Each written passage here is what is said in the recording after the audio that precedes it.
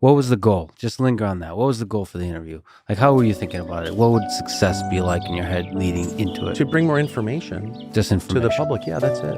I mean, I have really strong feelings about what's, happening not just in Ukraine or Russia, but around the world. I think the world is resetting to the grave disadvantage of the United States.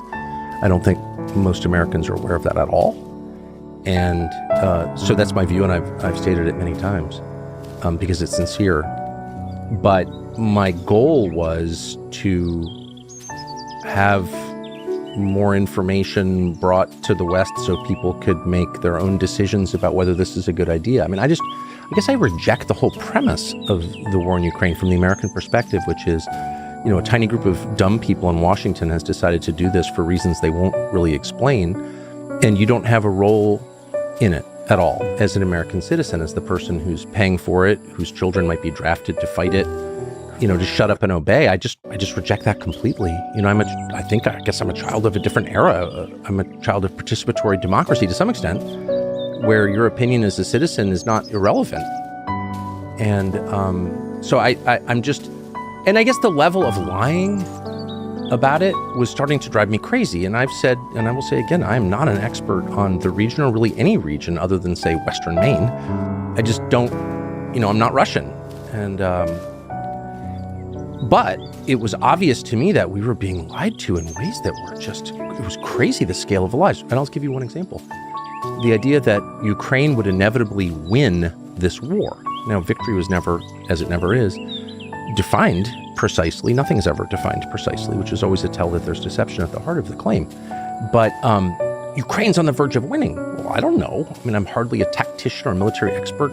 For the fifth time, I'm not an expert on Russia or Ukraine. I just look at Wikipedia. Russia has 100 million more people than Ukraine. 100 million. It has much deeper industrial capacity, war material capacity than all of NATO combined. For example, Russia is turning out artillery shells, which are, significant in a ground war, at a ratio of 7-1 compared to all NATO countries combined. That's all of Europe. Russia is producing 7 times the artillery shells as all of Europe combined? What? That's an amazing fact, and it turns out to be a really significant fact. In fact, the significant fact. Combined? What? That's an amazing fact, and it turns out to be a really significant fact. In fact, the significant fact. But if you ask your average person in this country, even a fairly well-informed person of good faith who's just trying to understand what's going on, who's going to win this war?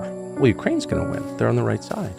And they think that because our media, who really just do serve the interests of the U.S. government, period, they are state media in that sense, have told them that for over 2 years. And I was in Hungary last summer talking to the Prime Minister, Viktor Orban, who's whatever you think of, was a very smart guy, like smart on a scale that we're not used to in our leaders.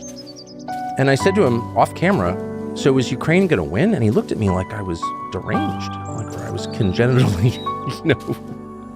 deficient. Are they going to win? No, of course they can't win. It's tiny compared to Russia. Russia has a wartime economy. Ukraine doesn't really have an economy. No, look at the populations. He was looked at me like I was stupid. And I said to him, I think most Americans believe that because NBC News and CNN and all the news channels, all of them tell them that because it's framed exclusively in moral terms and it's Churchill versus Hitler. And of course, Churchill's going to prevail in the end. And it's just so dishonest that it doesn't even matter what I want to happen or what I think ought to happen. That's a distortion of what is happening. And if I have any job at all, which I sort of don't actually at this point, but if I do have a job, it's to just try to be honest.